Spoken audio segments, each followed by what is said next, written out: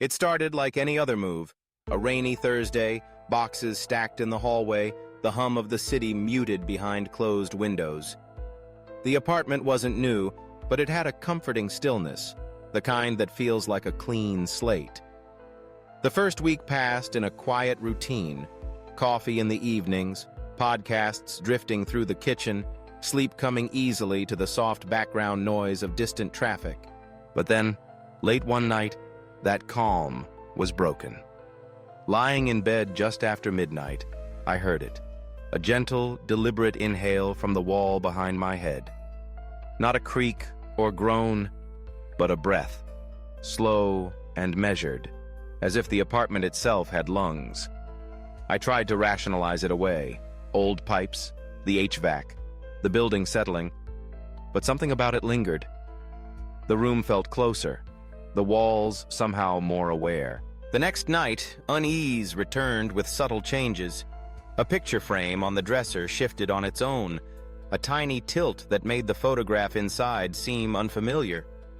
When I straightened it, my reflection in the glass seemed to hesitate, as though something else blinked from behind my eyes. The lamps flickered with uncanny timing, stretching and shrinking the room with every pulse of light. My heart pounded, and the air thickened, as if the apartment was holding its breath along with me. Then the tapping began. 3 knocks, a pause, 2 more, a code I couldn't decipher, repeating through the walls and floor. I searched for explanations, drafts, rodents, faulty wiring. But every investigation came up empty. I started recording short videos, hoping to catch something I could explain.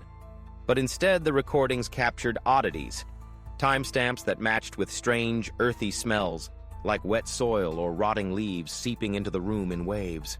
Desperate for reassurance, I spoke aloud to the empty apartment. If you're here, I'm not your enemy. I just want to live in peace.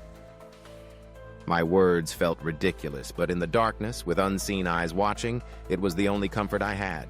On the 3rd night, the tension broke with a heavy thud, a sound that resonated through the floor, vibrating up from somewhere above. The ceiling seemed to sigh, and furniture creaked in response. My door opened just a crack on its own, then closed again. I felt watched, exposed, as if the apartment was no longer just 4 walls and a roof, but something sentient, something silently cataloging my every move. It was then I discovered a hidden space behind the closet, a hollow nook concealed by a loose panel. Inside was a collection of forgotten objects, old receipts, a faded notebook in unfamiliar handwriting, and a cheap USB stick taped to the last page. The notebook's dates matched the previous tenant's time in the apartment, but the hurried scrawl in the margins looked eerily like my own. The USB held muffled audio recordings, unintelligible voices, a whispered warning, the word "watch" spoken in a trembling voice. I realized then that I wasn't alone, not just in the supernatural sense, but in the literal one. The walls, the pipes, the vents, they were all part of a network, a nervous system connecting every unit. Maybe the breathing wasn't a ghost, but someone, or something, that knew these walls better than I did. In the final video I recorded, the hallway door swung open and closed by itself. The camera captured nothing unusual, but the feeling of being observed was overwhelming. The apartment's quiet was no longer peaceful. It was predatory, withdrawing into shadows whenever I turned my back. I made my decision. I packed quickly and left. No drama, no confrontation, just the quiet understanding that this place knew too much about me. Even now, the memory lingers.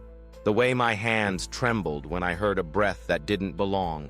The way every new apartment brings a checklist of secret places to check, shadows to watch. In the end, I learned that disturbances at home aren't always a reason to panic. Sometimes they're a sign to be cautious, to investigate, and to trust your instincts. If you ever sense something in your home that doesn't belong, a breath, a whisper, a shift in the air, don't ignore it. Check your surroundings, talk to someone you trust, and remember, the scariest things aren't always monsters at the door. Sometimes they're the quiet things that happen when the room is perfectly still.